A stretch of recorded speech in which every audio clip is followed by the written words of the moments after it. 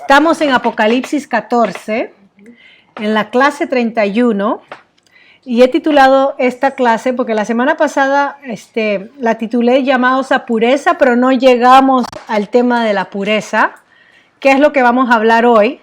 Pero dentro de este llamado a la pureza vamos a ver un ejército que adora. Eso es lo que he titulado, un ejército que adora. Tenemos este ejército, estamos en Apocalipsis 14, en el monte de Sión. Dentro del final de la séptima trompeta que se inició en el capítulo 11-15. Y acá entonces se nos va a resumir los versículos 6 al 12 del 14, la proclamación del ángel, ¿okay? Dentro de este contexto de la última trompeta. Ahora, en este capítulo específico notamos la importancia del lugar donde están estos 144,000.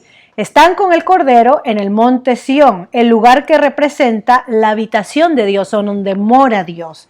Es como lo dicen los Salmos 74:2 y 76:2. Y el monte de Sión es descrito en los profetas en una forma restaurada y gloriosa, como que en un futuro va a haber un monte Sión donde el Cordero habitará con su pueblo y todas las naciones vendrán y lo adorarán y aprenderán de la ley. Siempre los profetas hablaron de una restauración de Israel y mencionan el monte de Sión como la habitación donde Dios habita. ¿Okay? Ahora, Juan está usando símbolos del Antiguo Testamento para darnos un mensaje acerca de la realidad de dónde es que habita Dios o cómo será para nosotros sería ese futuro, para Dios es esa realidad presente, porque recuerden que Dios no tiene tiempo, para Dios todo es un eterno presente, nosotros que estamos limitados al templo. Entonces Juan nos va al tiempo, ¿no? Juan nos va a estar hablando que este monte de Sión es símbolo de la esperanza de salvación que está asociada a Israel, y como hay un vínculo con la esperanza de salvación, quiere decirnos que hay triunfo. ¿Okay? El monte de Sión, Dios mora, hay esperanza de salvación, hay un triunfo, y es así como se presenta esta imagen de los 144,000.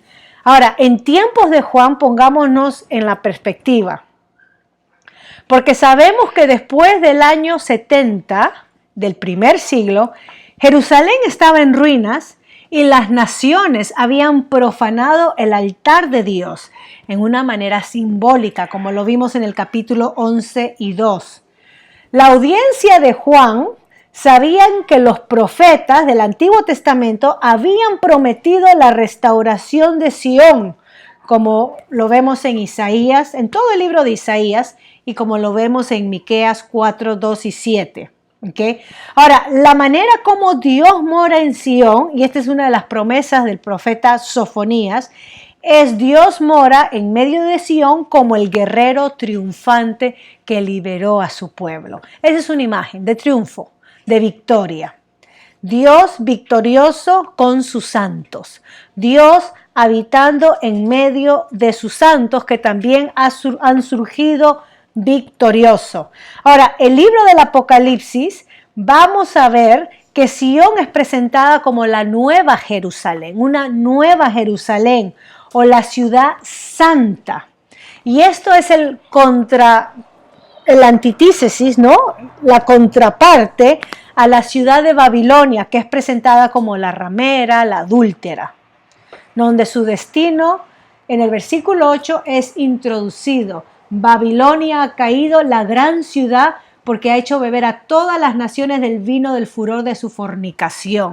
Experimenta juicio, experimenta la ira de Dios porque hizo fornicar a las demás naciones. Y este tema de fornicar, que vamos a ver en paralelo con los 144,000 que son célibes o que no se han juntado, unido con mujeres, habla sobre un aspecto espiritual. Babilonia es aquella ciudad, representada la ciudad humana, humanista, que invita a la humanidad adulterar espiritualmente, por decirlo así, o a ser desleales a Dios, a no regresar a Dios, a tener diferentes lealtades, diferentes dioses, diferentes prioridades. No, claro, de ahí empezó la Torre de Babel, Babilonia, ¿no? La Torre de Confusión. Pero estos 144,000 que vamos a ver ahora la descripción, pertenecen a Dios, ya lo hemos visto sobre lo que dice sobre su mente, ¿ok? Y nos hablan que versículo 3 cantaban un cántico nuevo, ¿okay? Delante del trono y de los 4 seres vivientes. Esa misma imagen del trono que vimos en el capítulo 4 y 5, vemos que ahí están estos representantes del pueblo de Dios, estos mártires que han vencido a través de la muerte, ya hemos visto ese tema, y dice que cantan el cántico, un cántico nuevo, ¿no? Delante de los seres vivientes, los ancianos, dice, nadie puede aprender el cántico, sino que aquellos 144,000 que fueron redimidos de entre toda la tierra. Y este cántico nuevo que nadie puede aprender, habla sobre la experiencia de intimidad que tienen única con Dios.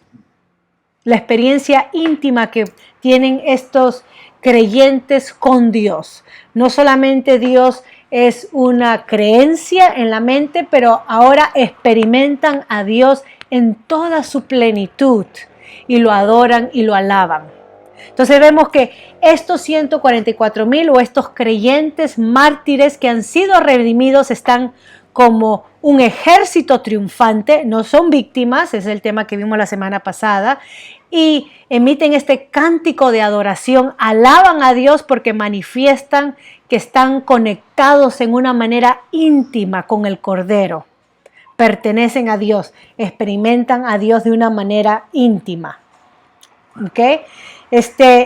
Los santos alaban a Dios por la victoria que tienen en el Cordero. Esto es similar a lo que sucedió cuando los israelitas en Éxodo capítulo 15 cruzan el mar Rojo en tierra seca y después los egipcios son destruidos por las aguas que regresan a su lugar.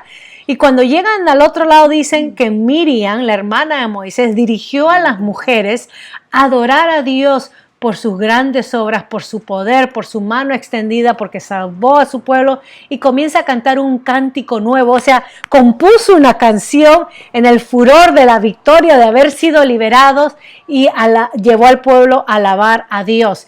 Y acá vemos ese paralelo con estos mártires que están en la misma presencia de Dios, cantando a Dios porque Dios los ha traído triunfantes, son victoriosos y ahora experimentan a Dios de una manera íntima. ¿Okay? El cántico nuevo también, Isaías 42:10, hace referencia del cántico nuevo y una serie de salmos. Yo los puse en su nota como el Salmo 33:3, 42. Entonces, la promesa de una nueva era, eso fue el tema que se predicó el domingo, la promesa de una nueva era, la del Espíritu Santo, donde uno experimenta la presencia de Dios, la llenura de Dios, ha sido realizada. Nosotros experimentamos a Dios en una manera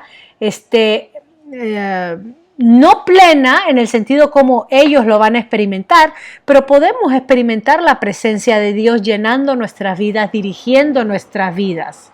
No es plena en el sentido de que todavía aún luchamos con nuestra carne, aún batallamos con nuestros temores, preocupaciones. Entonces, por nuestra mortalidad, por nuestra debilidad, no podemos experimentar de una manera plena esto que están experimentando ellos, que ya han experimentado, se puede decir así, la resurrección, no están delante de Dios cantando, alabando, esto apunta a nuestro futuro, pero es el presente de todo creyente que ha partido a la presencia de Dios y lo único que espera es la resurrección del cuerpo, ¿no? Nuestra glorificación si estamos vivos y la resurrección de los cuerpos de aquellos que han pasado a vida. Pero es una manera, cuando tengamos ese cuerpo nuevo o cuando estemos en la presencia de Dios, podremos experimentar de una manera plena la presencia de Dios, como diferente a lo que experimentamos acá. ¿Okay? Fueron redimidos. Esa palabra redimidos es la palabra goel y es la que se usaba en el Antiguo Testamento cuando un pariente cercano compraba la libertad de otro. Ese es el caso de Ruth con Boaz. Boaz redimió a Ruth, la moabita. En este caso sería Noemí, ¿no? Porque Noemí fue restaurada ante en su nombre, su casa, el nombre de su hijo. Es interesante que cómo es que Ruth es redimida. Bueno, tiene un esposo nuevo y el primer hijo que tiene Ruth con Boaz, que viene a ser descendiente de David, el abuelo o bisabuelo de David directamente, el primer hijo era considerado hijo del primer esposo, del fallecido. No era considerado legalmente hijo de Boaz, para poder mantener el nombre del padre fallecido, en caso de que el padre moría sin tener descendencia.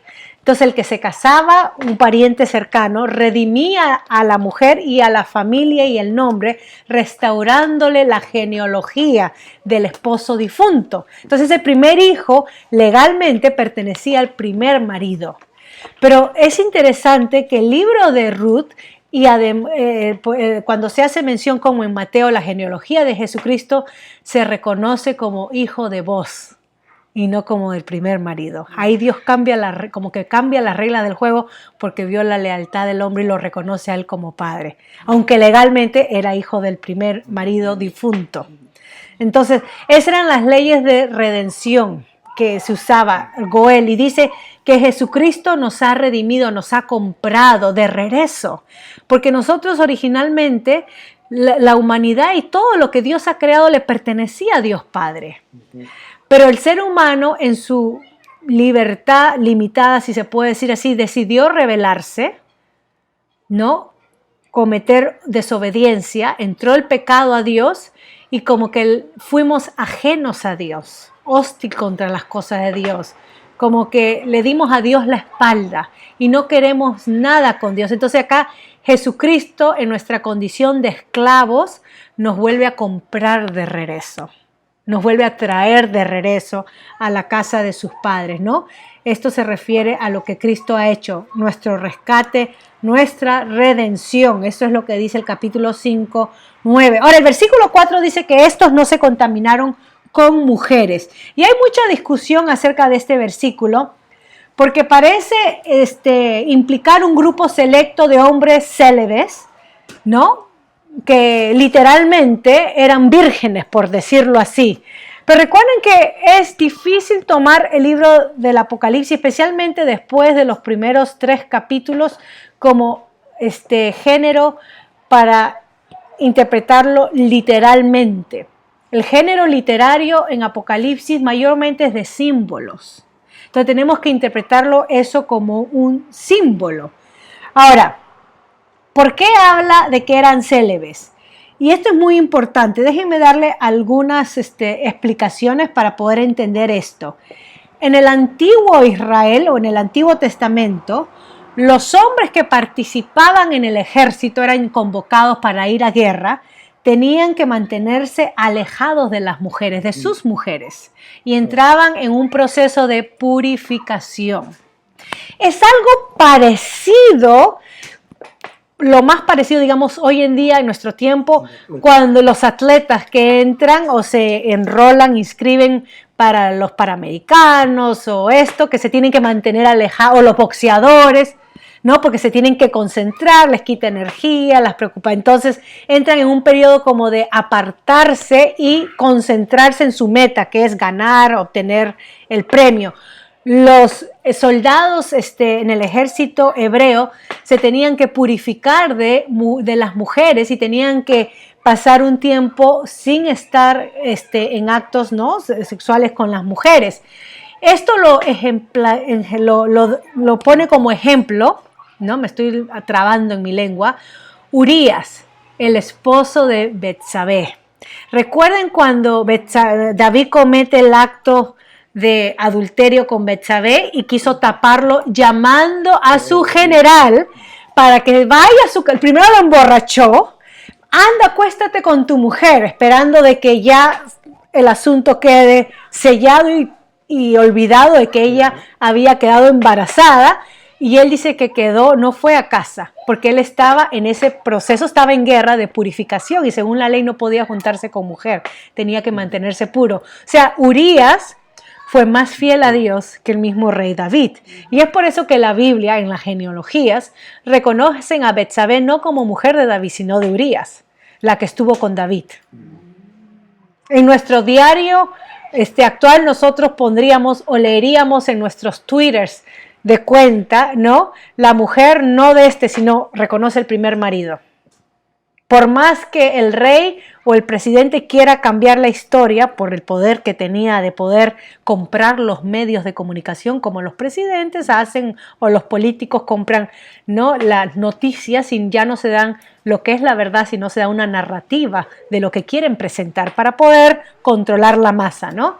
Entonces, ante Dios, Urías, esposo de Betsabé. Lean ustedes cada vez que se refiere a Betsabé, Urías su esposo, la que cometió el acto con David. Entonces, Urías era uno como de estos soldados que se mantuvo puros. Entonces, a estos 144,000 han rehusado cometer inmoralidad, se mantienen puros.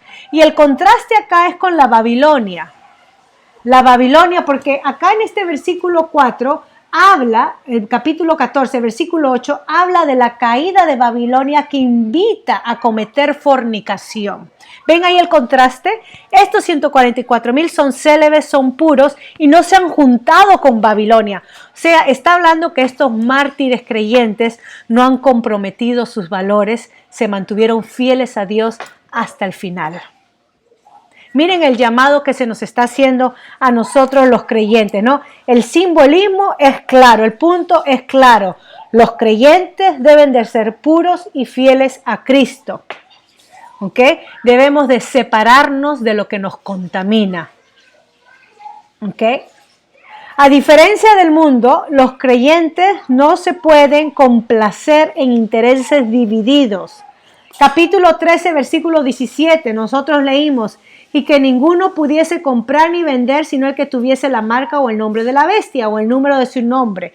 No había una lealtad al sistema del mundo, al sistema económico, aquel que estaba a favor de Roma, que era la bestia de este tiempo.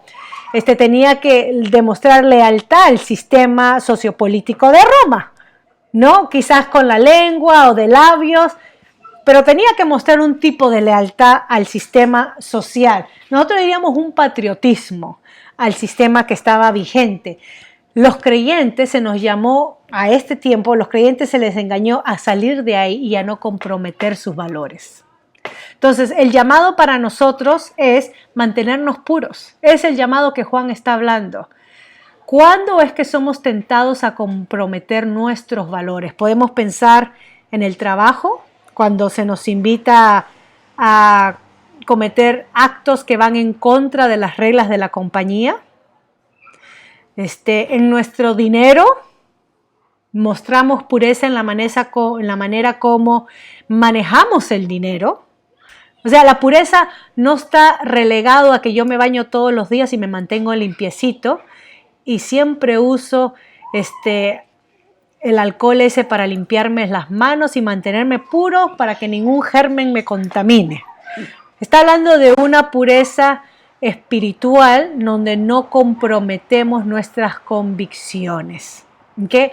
Estos 140,000 es un ejército que adora a Dios y un ejército que no se comprometió. Y ese es el llamado. ¿Okay? Y la frase nunca se ha contaminado con mujeres. Ya les hablé que se relaciona con el adulterio espiritual, a unirse a la bestia o a la gran ramera. Hablamos sobre la purificación del Antiguo Testamento para la guerra y para la adoración. Tenemos pasajes en la Biblia que cada vez que el pueblo era convocado a una fiesta, a una celebración de adoración, se tenían que mantener puros, no tener relaciones sexuales, llamados a pureza. Primera de Samuel, capítulo 21, versículo 4 y 5, Si me permiten leer brevemente como ejemplo, y ya voy terminando. Primera de Samuel, capítulo 21, versículo 4 y 5.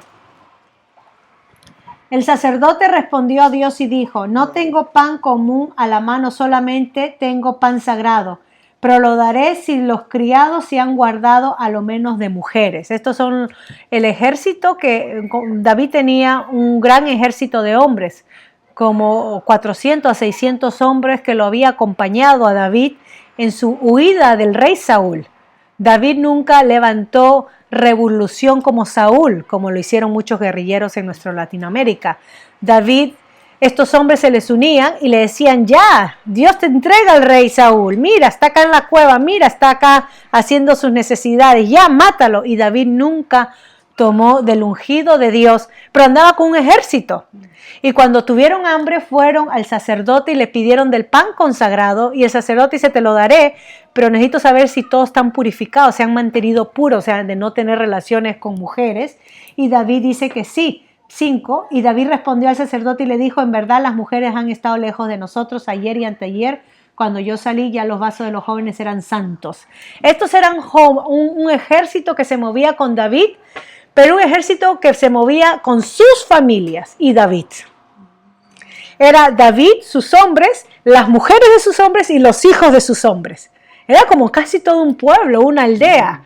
Y cuando uno lee Samuel, hay el incidente cuando una de las tribus se roba a las mujeres y a los hijos, que los hombres quieren linchar a David. Y David dice: no, tranquilos, y van y recuperan a sus mujeres y a sus hijos. O sea que no eran hombres solteros, claro, obviamente que ha de haber algunos solteros en el ejército, pero no solamente eran hombres, la idea que nosotros tenemos cuando van a la guerra, solamente hombres a la guerra.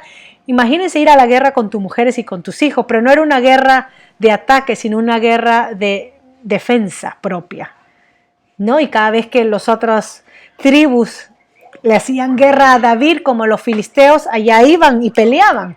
Era una defensa, y Dios les entregaba así a David a sus enemigos. Entonces, estos 144,000, una alusión que era el rito de purificación, y los hijos de Sión, cuando se refiere al Antiguo Testamento, cuando habla del pueblo de Israel, se refiere como la Virgen de Sión. No sé si han leído ese título, para hablar no tanto de su sexualidad, sino de su pureza espiritual. Entonces, estos 144,000, no estamos hablando que son solteros literalmente, pero estamos hablando con el contexto que hemos venido estudiando, que son los creyentes que han muerto, los mártires que se han mantenido puros ante su Dios. Y es el llamado nuestro. Ese es nuestro llamado, a mantenernos puros delante de Dios. Termino. Quiero ir a Primera de Tesalonicenses, capítulo 4. Primera de Tesalonicenses, capítulo 4, porque Pablo escribió de esto sobre conocer la voluntad de Dios, entender la vida que agrada a Dios. ¿Okay? Dice Primera de Tesalonicenses 4, versículo 1. Por lo demás, hermanos, os rogamos y exhortamos en el Señor Jesús que de la manera que aprendisteis de nosotros, como os conviene conducirnos, andar, vivir, ¿no?, y agradar a Dios, así abundéis más y más. Porque ya sabéis qué instrucciones os dimos por el Señor Jesús, pues la voluntad de Dios es vuestra santificación, que os apartéis de fornicación, que es de contaminación sexual. Que cada uno de vosotros sepa tener su propia esposa en santidad y en honor, ¿no?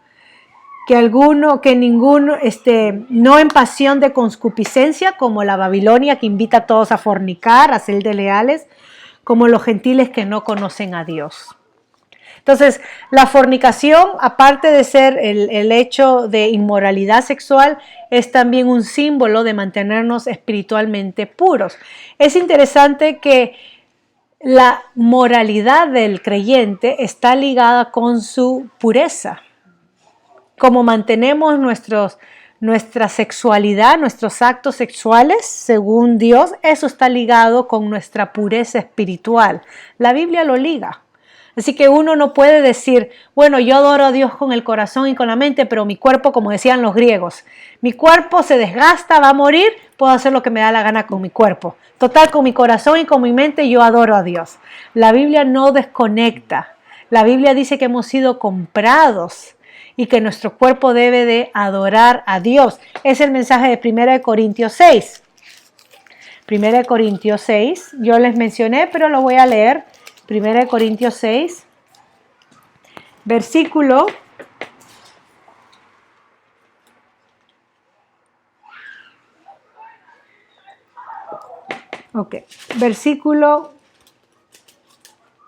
13. Las viandas, las comidas, que había una discusión sobre lo que se debía y no se debía comer, las comidas para el vientre y el vientre para las viandas, pero tanto el uno como a las otras destruirá Dios, ¿no? Se destruye. Jesucristo a la que uno come y pasa por el conducto y se desecha. Y el cuerpo también se va degenerando y se destruye. Pero el cuerpo no es para la fornicación. O sea, yo no puedo echar la excusa, como hacían los griegos, que como el cuerpo se destruye y ya está gastado, entonces puedo hacer lo que me da la gana con mi cuerpo. Pero el cuerpo, dice, no es para la fornicación, sino para el Señor y el Señor para el cuerpo. O sea, yo tengo que honrar a Dios con mi cuerpo. ¿Por qué? Porque Dios que levantó al Señor también a nosotros nos levantará con poder. Este cuerpo va a ser rescatado, redimido, resucitado. ¿No sabéis que vuestros cuerpos, hablando materialmente, vuestros cuerpos, ¿dónde estoy? Versículo 15, son miembros de Cristo? Quitaré pues los miembros de Cristo y las uniré, las haré miembros de una ramera, una prostituta. De ningún modo. ¿O no sabéis que el que se une con una ramera es un cuerpo con ella? Las religiones antañas, paganas, y hoy en día también, la adoración pagana estaba asociado con el sexo. Una de las maneras como se adoraba en el culto pagano era tener actos sexuales, porque eso fomentaba la fertilidad. Qué conveniente, ¿no? 2 por 1. ¿Verdad? Hollywood le queda chiquito. Porque dicen, los dos serán una sola carne. Este es un principio de Génesis. Pero el que se une al Señor, un espíritu es con él. Huid de la fornicación. Más claro no puede ser. Cualquier otro pecado que el hombre cometa está fuera del cuerpo, mas el que fornica contra su propio cuerpo fornica.